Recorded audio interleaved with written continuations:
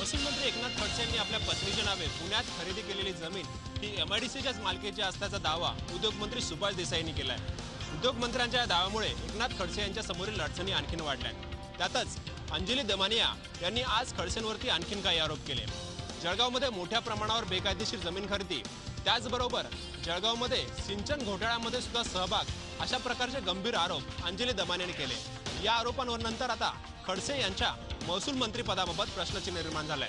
महसूल खात्याशी संबंधित हे सगळे आरोप होत असल्यामुळे कदाचित आगामी जूनच्या मध्यावर जो मंत्रिमंडळ विस्तार होणार आहे त्या विस्तारामध्ये खडसे यांचं महसूल मंत्रिपद जाण्याची शक्यता वर्तवली जाते।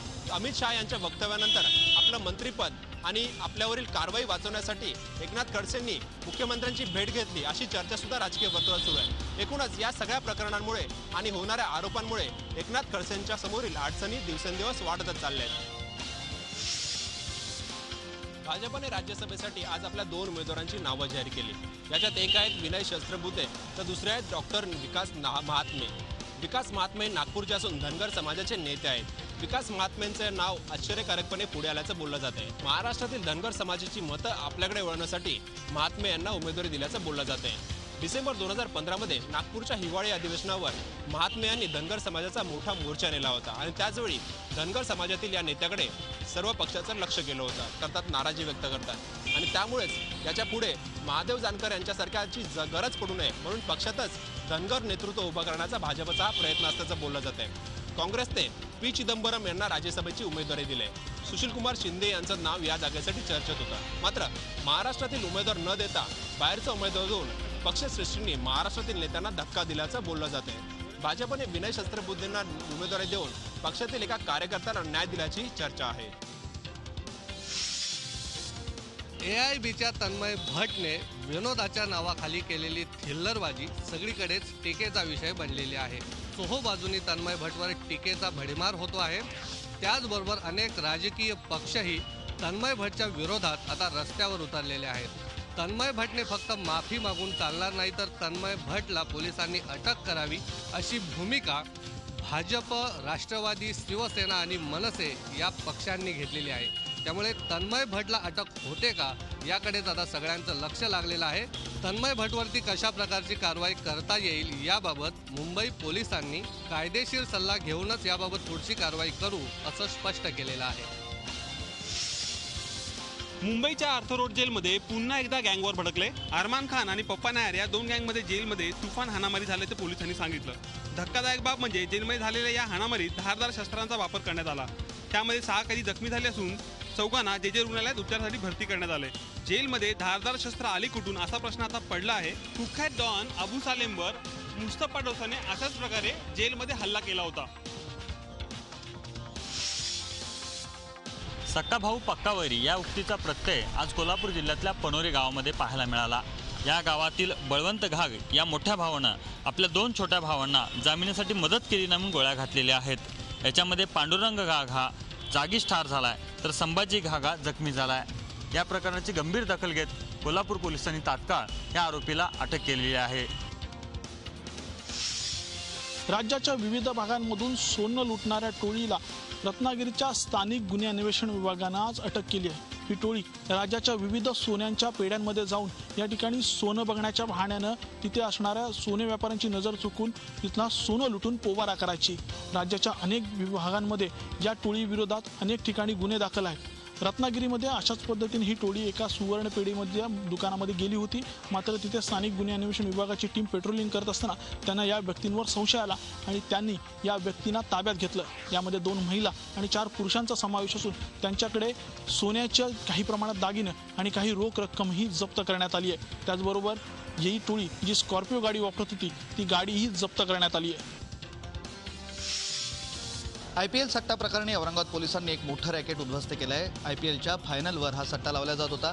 या प्रकरणी 3 आरोपींना अटक करण्यात आली आहे। या बुकिंगचे पाळेमुळे हे औरंगाबादसह मराठवाड्यात आणि राज्यभर पसरले असल्याचा पोलिसांना संशय आहे। या प्रकरणी आता पोलिसांनी चौकशी सुरू केली आहे। यातून अनेक मोठी नावं समोर येण्याची शक्यता पोलिसांनी वर्तवली आहे। मुंबई काँग्रेस अध्यक्ष संजय निरुपम यांच्या नेतृत्वाखाली आज शिष्टमंडळ भेटलं राज्यपालांना। महसूल मंत्री एकनाथ खडसे यांनी MIDC मधील घेतलेली जमिनीचं प्रकरण असो किंवा दाऊद सोबत संभाषण या साऱ्या प्रकरणाची सखोल चौकशी करण्यात यावी अशी मागणी निरुपम यांनी राज्यपालांना केली। विशेष म्हणजे चौकशी करत असताना खडसे यांचा आधी राजीनामा घ्यावा आणि मग चौकशी करावी, अन्यथा त्यात तटस्थता राहणार नाही अशी मागणी निरुपम यांनी केली। आगामी महापालिका निवडणुका डोळ्यासमोर येत आहेत, त्यातच सत्ताधारी युतीच्या विरोधात वातावरण तापवण्याची गरज काँग्रेसला आहे। त्याचाच भाग म्हणून की काय निरुपम यांनी हे शिष्टमंडळ घेऊन गेल्याची चर्चा आहे। साकेत ब्रिजचं काम झाल्यानंतर आता मुंबई नाशिक महामार्गाच्या ब्रिजच्या कामाला सुरुवात होणार आहे। उद्यापासूनही सुरुवात होणार आहे आणि गेली 15 दिवस याचं काम चालणार आहे। एकंदरीतच 63-65% ह्या ब्रिजचं नुकसान झालेलं आहे, त्याचं बेअरिंगचं काम आहे। त्याचबरोबर एका ब्रिजचं काम झालेलं आहे, एका साईडचं काम झालेलं आहे, तर दुसऱ्या साईडचं काम होणं गरजेचं आहे, कारण की अनबॅलन्स तयार झालेला आहे। एक ब्रिज खाली झालेला आहे, दुसरा ब्रिज आता हा वरचढ आहे, एक अनबॅलन्स झालेला आहे आणि या अनबॅलन्समुळे बेअरिंगची दुरावस्था होऊ शकते। यासाठी PWने तात्काळ हा निर्णय घेतलेला आहे का ह्या ब्रिजचं काम होणं गरजेचं आहे।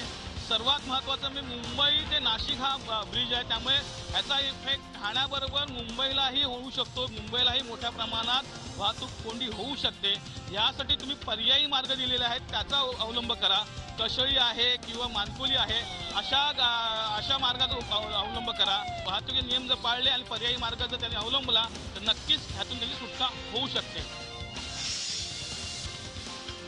शिक्षण हक्क कायद्याची अंमलबजावणी पुण्यातील अनेक शाळांकडून केली जात नसल्याची तक्रार शिक्षण हक्क मंचच्या वतीने करण्यात आलेली आहे। या संघटनेनं केलेल्या तक्रारीनंतर शिक्षण विभागाकडून या शाळांची चौकशी देखील करण्यात आली, मात्र चौकशीमध्ये दोषी आढळूनही या शाळांवरती अद्यापपर्यंत कोणती कारवाई केलेली नाहीये।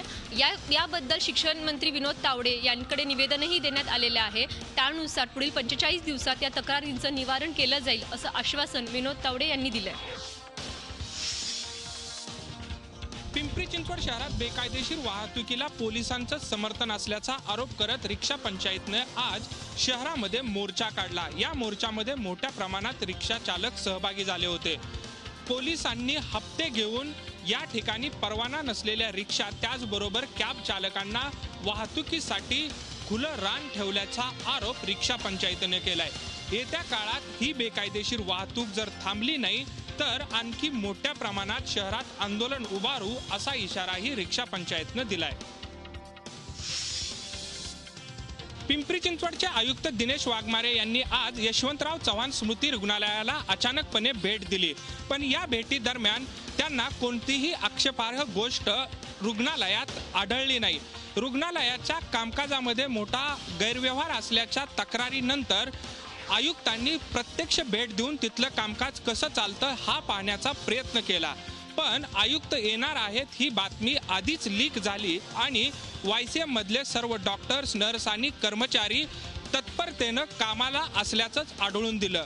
मग आयुक्तांची ही स्टंटबाजी होती कशाला असा प्रश्न या निमित्तानं उपस्थित झालाय। वनस्पती तूप खाल्ल्यानं आपल्याला कॅन्सर होऊ शकतो, जर त्यामध्ये निकेल असेल तर। निकेल प्रमाणापेक्षा अधिक असलं तर त्यापासून आरोग्याला अपायकारक अशा अनेक गोष्टी होऊ शकतात। याचाच पर्दाफाश आज नाशिकच्या अन्न औषध प्रशासनाने केला आहे। अन्न औषध प्रशासनाने पकडलेल्या तुपाच्या अनेक पिशव्यांमध्ये हे निकेल आढळून आलं आहे। गाझियाबादच्या प्रयोगशाळेनं याबद्दलचा असा अहवाल दिलेला आहे आणि त्यामुळे एकूणच वनस्पती तूप खाताना प्रत्येक नागरिकानं सावधानता बाळगण्याची गरज आहे। कपालेश्वर मंदिराच्या गर्भगृहात प्रवेश करण्यासाठी नाशिकमध्ये आलेल्या भूमाता ब्रिगेडच्या तृप्ती देसाई यांनी पुण्याचे माजी खासदार संभाजीराव काकडे यांच्या नावाचा वापर करून शासकीय विश्रामगृहामध्ये 3 दिवस मुक्काम ठोकल्याचं निदर्शनास आलेलं आहे। संभाजीराव काकडे यांच्या नावानं रूम बुक करून सवलतीच्या दरात सरकारी पाहुणचार तृप्ती देसाई आणि त्यांच्या सहकाऱ्यांनी घेतलेला आहे। एवढंच नाही तर विश्रामगृहाच्या कॅन्टीनचं 1800 रुपयाचं पूर्ण बिल भरण्याचं औदार्य देखील त्यांनी दाखवलेलं नाहीये। त्यामुळे एकीकडे महिलांना समान न्याय मिळावा, नैतिकतेचा आधार घेऊन आंदोलनं उभी करायची आणि दुसरीकडे दुसऱ्याच्या नावाचा वापर करून सरकारी पाहुणचार घ्यायचा, यामागे नेमका कुठला अर्थ आहे असे असंख्य प्रश्न नाशिकमधून उपस्थित होत असून या प्रकरणाची चौकशी करण्याची मागणी केली जाते। राष्ट्रीय स्वयंसेवक संघाच्या तृतीय शिक्षा वर्गाच्या निमित्ताने आज नागपुरात पथसंचलन आयोजित करण्यात आलं। याचं वैशिष्ट्य म्हणजे हे पथसंचलन 2 भागात विभागण्यात आलं आणि नागपूरच्या सकदरा चौकात दोन्ही पथसंचलनाचं मिलन करण्यात आलं. 800पेक्षा जास्त संसद या पथसंचलनात सहभागी झाले होते. दरवर्षी हा संघ शिक्षा वर्गाचा तृतीय वर्गाचं प्रशिक्षण शिबिर नागपूरात आयोजित केलं जातं आणि त्या निमित्तानं हे पथसंचलन दरवर्षी आयोजित करण्यात येतं. मानवी तस्करी संदर्भात केंद्रीय मंत्री मेनका गांधी यांनी कच्चा मसुदा सादर केलेला आहे. या मसुद्यानुसार आता फास्ट ट्रॅक कोर्टामध्ये या सुनावण्या केल्या जातील. त्याचबरोबर 24 तासाच्या आतमध्ये वरिष्ठ अधिकाऱ्यांना माहिती दिली जाईल आणि त्या संदर्भातची संपूर्ण काळजीसुद्धा घेण्याचे आदेश या मसुद्यातून मिळणार आहेत. त्याचबरोबर एक वेगळी एजन्सी यासाठी स्थापन करण्यात आलेली आहे. या एजन्सीच्या मार्फतच संपूर्ण चौकशी केली जाईल, संपूर्ण तपास केला जाईल आणि तपास केल्यानंतर तात्काळ आरोपींना दोषींना शिक्षा देण्याची तरतूदसुद्धा यामध्ये करण्यात आलेली आहे. आणि मानवी तस्करी हे जगामध्ये 3 क्रमांकांचे सर्वात मोठा गुन्हा असल्याचं सुद्धा मेनका गांधी यांनी सांगितलेलं आहे. त्यामुळंच या गुन्हेगारीकडे, या संघटित गुन्हेगारीकडे लक्ष वेधून घेतलेलं आहे आणि महत्त्वाचं आता ड्राफ्ट बिल मांडण्यात आलेलं आहे. हे संसदेमध्ये पारित केलं जाईलच, मात्र याच्यामध्ये आणखीन काय सुधारणा करायच्या आहेत या संदर्भाच्या सूचनासुद्धा मागण्यात आलेल्या आहेत. महिलांच्या सुरक्षेसाठी आणि महिलांसाठी हे महत्त्वाचं विधेयक आहे असं म्हणता येईल. काँग्रेस अध्यक्षा सोनिया गांधी यांचे जावई आणि प्रियंका गांधी यांचे पती रॉबर्ट वाड्रा घर खरेदी प्रकरणावरून पुन्हा एकदा चर्चेत आले. 2009 मध्ये शस्त्रास्त्रांच्या एका वादग्रस्त दलालाने वाड्रा यांना लंडनमध्ये एक घर खरेदी करून दिले. या प्रकरणी काही ईमेल्सचा हवालाही देण्यात येतोय, जो वाड्रा यांचे निकटवर्तीय मनोज अरोडा यांनी केले होते. या ईमेल्समध्ये लंडनमधील घराच्या रिनोव्हेशन आणि देवाणघेवाणी संदर्भातील माहिती असल्याचं बोललं जात आहे. दरम्यान रॉबर्ट यांच्या वकिलांनी या प्रकरणाशी रॉबर्ट वाड्रा यांचा कुठलाही संबंध नसल्याचं स्पष्टीकरण दिलंय. रेल्वेने प्रवास करणाऱ्या महिलांच्या सुरक्षेचा प्रश्न नेहमीच चर्चेत असतो. त्यामुळेच या महिलांच्या सुरक्षेचा प्रश्न सुटावा यासाठी मध्य रेल्वेमार्फत एक महत्त्वपूर्ण पाऊल उचलण्यात आलेलं आहे. मध्य रेल्वेमार्फत सध्या प्रायोगिक तत्वावर एका लोकलमधील महिलांच्या डब्यामध्ये पॅनिक बटन बसवण्यात आलेलं आहे. रेल्वेमधून प्रवास करताना महिलांना सुरक्षेच्या दृष्टीने कुठलीही अडचण आल्यास हे बटन दाबल्यावर डब्याच्या बाहेरील बाजूस ऑडिओ व्हिडिओ सिग्नल दिला जाईल. त्यामार्फत बाहेरील लोकांना आणि रेल्वे कर्मचाऱ्यांना याबाबत माहिती मिळेल आणि त्यानंतर या डब्यातील महिला प्रवाशांना तात्काळ मदत उपलब्ध केली जाणार आहे. रेल्वेने प्रवास करणाऱ्या महिला प्रवाशांनी या पॅनिक बटनचं स्वागत केलं आहे. रेल्वे प्रवाशांसाठी एक खुशखबर आहे. पुढच्या महिन्यापासून म्हणजे जून महिन्यापासून डेबिट किंवा क्रेडिट कार्डनं जे आपण तिकीट बुक करत होतो त्याच्यावरती जो सर्व्हिस टॅक्स लागायचा तो निर्णय, आधी डेबिट आणि क्रेडिट कार्डनं तिकीट बुक केल्यानं 30 रुपये सर्व्हिस चार्ज इतके मोजावे लागायचे, पण ते आता पुढच्या महिन्यापासून मोजावे लागणार नाहीत. झी 24 तास रहा एक पाऊल पुढे.